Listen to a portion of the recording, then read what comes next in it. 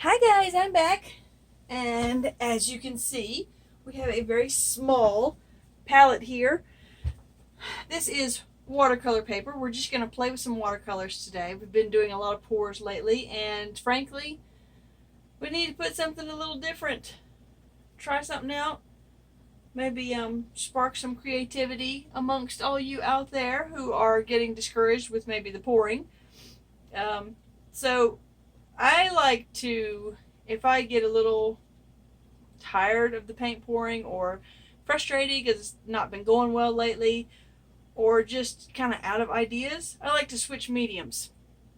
A lot of artists don't do that. They work with one medium, and whether it goes well or not, they continue to work with that medium, which is great. Definitely not anything wrong with that. But I like to switch around. I get bored with just one medium, and there's so many things out there that I love. I love resin and watercolors and acrylics, and I've just started my hand in oil painting. So today we're going to do a little bit of watercolors, just playing around. Just something real simple. Gonna kind of try and get something along these lines out. This I just did the other day. Just playing around. Just did a little mountainscape with the moon coming up. And it's just really good for your creativity to continue to try new things. So what we've got here are the Artist Loft watercolors. So these are like definitely not top of the line. They're better than some, but if you like watercolors, I would suggest trying something relatively cheap to begin with. But let me warn you, if you try the really cheap stuff and it doesn't work, you get really discouraged and you'll quit. So you want something that's halfway decent. The Artist Loft watercolors are halfway decent. And there's a box. I think it's got something like 24 different colors in it for under $10. So if you get it on sale, always use a coupon. Always use a coupon if you can. So anyway, we're going to try the Artist Loft colors. We've got ultramarine blue, alizarin crimson. This is going to be the phthalo blue, permanent violet, permanent pink, and primary red cadmium. And then we also have, we also have this primary lemon yellow. So I'm going to take those and put those just off to the side in case I need them again. And I've just got a halfway decent watercolor brush. It's not a great one. This one's pretty good. It's from Groombrocker. And then a real fine point one. That's what I use for, like little stars or the moon. And the way that you get the white in here, this is a gouache paint. Now, a lot of people don't know that gouache is actually watercolor. It's just an opaque watercolor. Watercolors are inherently transparent, but if you want to add gouache to it, gouache is watercolor. It's just opaque. So I usually use white gouache to create my stars and moon. A little tip for you guys. So if you're going to buy watercolors, buy some gouache as well, and that way you'll have some opaque colors as well. So we're just going to start off by painting a real simple, real quick wash on the back. Have your hair dryer ready if you don't want to sit here all day and wait for your paints to dry. So I'm just going to wet down everything. As you can see, I've got my canvas taped down to the table. It gives it a nice edge. There we go. We've got it all wet. You want to kind of look at it from the side, make sure you've actually got the whole canvas wet because you want it to be wet for a wash. Again, like I said, I'm no expert at this. So right now we're just going to create some background color. I think we're going to go with some of this blue. This is the,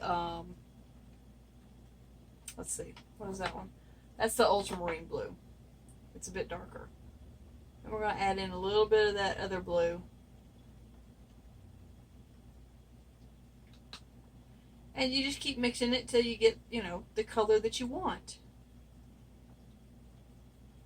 And when you're doing watercolors, always make sure you have two big glasses of water because you want to have a clean glass for creating your wash on the back side. And then you want to have, of course, your dirty water for rinsing off. Now we're just going to sort of fade this into the background, rinse our brush off, and then we're going to create, and I don't want it to, kind of wad up at the edges, so we're just going to go over that one more time. And if your canvas is wet, this is watercolor paper, I call it my canvas. If it's wet, your watercolor should bleed out. You shouldn't have any, big strokes of paint in there. So now we're going to make some yellow. And it's really, really, really bright yellow, but that's okay. If you want to dull it down a little bit, you can take a hint of the purple there. And that really toned it down. Maybe not quite so brown. So let's try that again. We're going to do it over here in this corner. I probably won't use much of this yellow here. We're going to take a little bit of that brown. There we go. And see, we've toned it down a little bit. And we're going to start from the bottom and wash our way back up. And sort of blend the two as we go. Now, like I tell you, and I'll probably tell you this about 1,200 times during this video, I am no expert at watercolors. I haven't done much with watercolor. I'm just no expert with it. So go watch somebody else's channel if you want to learn about watercolors. This is more just for playing. I do love watercolors, but I'm not real good at them. Now all this down here is going to get washed away, washed out by the mountains. But what you're doing by making the wash come all the way down is when you start building your mountains in here, they're going to pick up a little bit of that yellow that you're going to see a little bit up here, and it will sort of balance out your painting, so to speak. If you got too much blue on there or too much yellow on there, take a wet paint brush and you can wash some of it off. And you just blot it on your tissue there and wash some more off. Now, like I was saying, you don't want to have really crummy watercolor paper to begin with. What happens with watercolor paper, if it's really cheap brand, it will start sort of pilling up. And kind of like if you took a wet paper towel and scrubbed it a lot, what's going to happen is it's going to start getting little wads on all over the place. That's what's going to happen with your watercolor paper as well. Okay, so I have a nice wash. I'm happy with that. I actually kind of like a little darker up there, so I'm going to take some of this purple, maybe, I think. And maybe dull that down with a hint of red.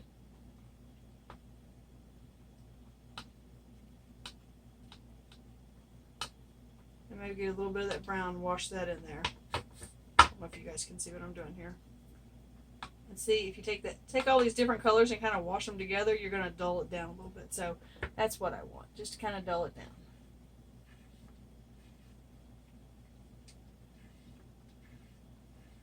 There we go. I'm a little happier with that. I'm going to wash that in. Get a little more of that blue in there.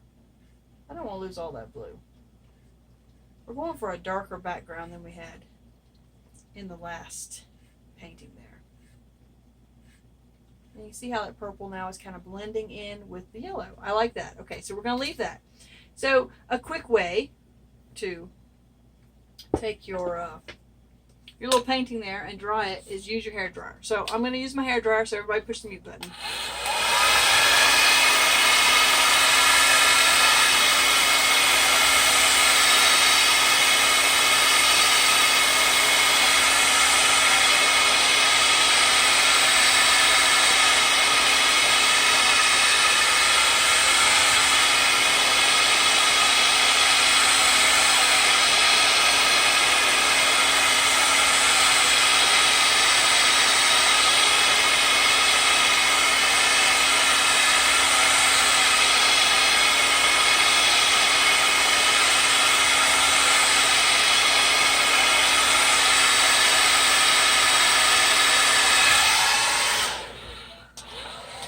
Okay, so there we are. It's dry, and as you can see, the colors fade as they dry. That's what happens with watercolors. So a watercolor, you want to use it as a wash. If you want darker colors, you create your first wash, and then you paint over it again. Let that dry and paint over it again, and then you'll get darker and darker colors. All right, so mountains. We're just going to start in with probably, I think, maybe like a little bit of the blue mixed into this purple here, so it's nice and dark. You want a nice big palette with lots of little crevices so that you can mix a lot of different colors. And I'm just going to sort of go in and draw my mountainscape. And we might adjust as we go along. I didn't like that.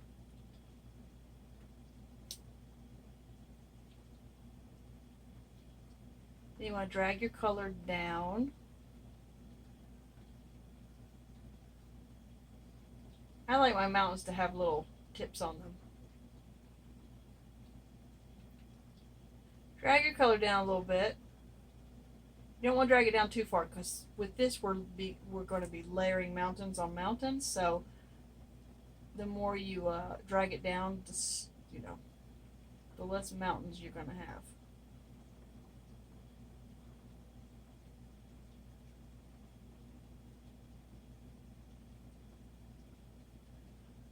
Okay, so we've got this. We're going to drag it down a little bit.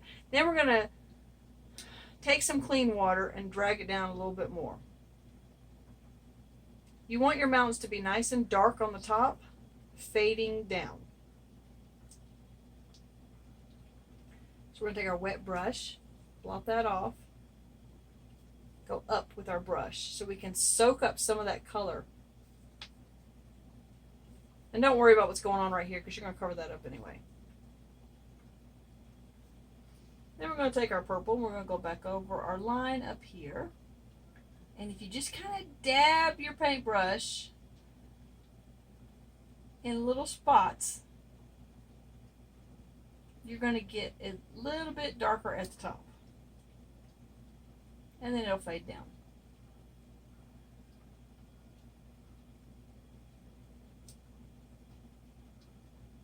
Okay, so we're going to continue to do this with different colors over and over and over again, and I'm going to show you guys every once in a while, but I'm not going to do this entire thing because otherwise this video would be extremely long. And as I can hear the dog whimpering, clearly he wants to go out, so I'm going to go let him out, and then we'll come back. But as you can see, this is what we're working with so far. Bring in another color at the top. It'll kind of make it a little more interesting. If you don't like it, you can take it off. Hold on, Thor. I'll let you out in just a second, bud. Not really liking that blue in there, but we're going to play with it a little bit and see if we can't. And if you don't like it, pick it back up. Wash your brush off. Dry your brush on a rag. Make sure you have a rag sitting here and dry it off. And there you go. We've taken off most of that blue. So now we're going to reintroduce the purple back in there. Hold on, buddy. There's nothing out there that's that important, promise. He says, you're wrong. There are squirrels out there running around in the front yard in the rain, in the pouring rain. See, that's why I know there's got to be nothing out there, because it's been pouring rain for days. Our entire front yard is a lake. Okay, so we're going to keep working with that for just a few minutes. I'll be back in just a couple minutes after I let him out and play around with this a little bit. Okay, so we've got 4 sort of mountain ranges there. We're going to do one more real quick. We're going to add a little more blue to it, a little more blue into my purple pink mixture, a little more water. More blue, purple, just to sort of darken it up a little bit, I think. I think that should be good. That's really quite blue, but let's add a little bit more purple into that. I don't want it too blue, because you know the mountain range is predominantly purple. So we're just going to sort of, keep along with what we're going. And if you can overlap them, sometimes that can make a difference in your depth perception. And, I just kind of adjust them as I go along. Like I said, I like for my little mountain peaks to be pointed.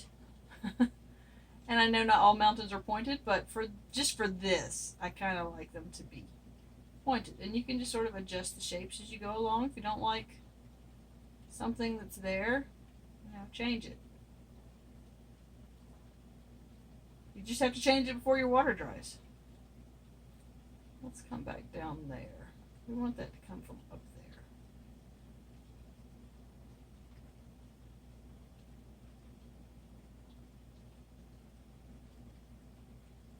There we go. Okay, so we do this, and then again, you want them to be a little paler towards. Now, I'm no expert at this. I really, I won't say I suck at this. Pardon my language there, but I'm not great at this. But I like watercolors. I like to have fun with them, and I like to see what I can do. And again, sometimes it's just about taking a break from what may or may not be frustrating you. So rinse the brush out, and then sort of wash down here, because we want that to kind of wash down.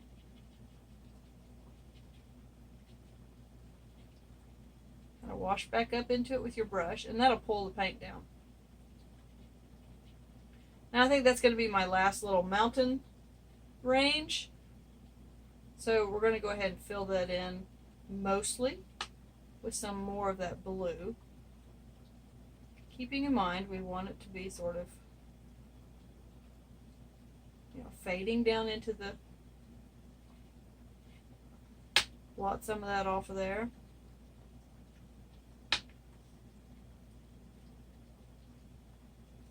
And again, we could do another mountainscape if we wanted to. It kind of looks like it's not quite finished, so we may have to. I think we will. I think we'll just do one more little mountainscape. So what I'm going to do is I'm going to take my blow dryer real quick. We're going to dry that off. Close your ears.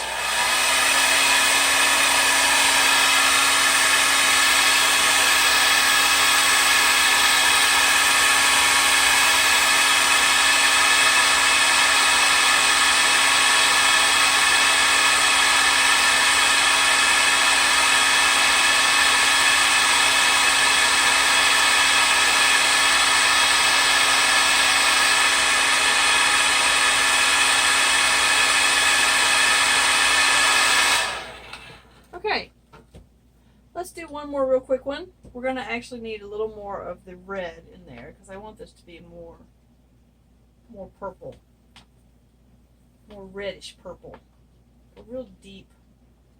Let's get some more of that red in there. Real deep, maybe a plum. Maybe not quite so plum. Maybe a little more red than plum. Get some water, mix it in, a little more red. Just keep doing it until you, a good thing is also to keep like a little scrap piece of paper over here off to the side. That will help you. You can use it as sort of a swatch. And that way you can test your color before you put it down, just in case you're afraid you might not like the color.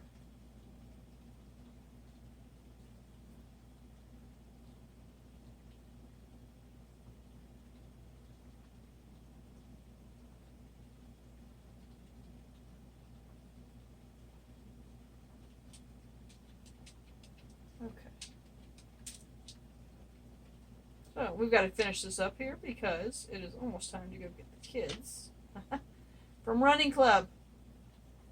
They love to be in the running club at school. Which of course makes a mom super proud when they like to be involved in healthy activities. Okay.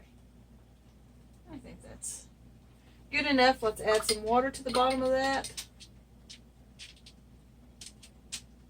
Pat it out there. I don't want it to get too pale, because this is the bottom of our painting here. So we want it to look kind of nice and dark for this last little mountain range here. Abby, don't do that. She's licking seashells that I have on the floor there. Goofy dog. I guess she likes the salt of it. Alright, we're just sort of picking up some of this loose paint because it's a bit too much.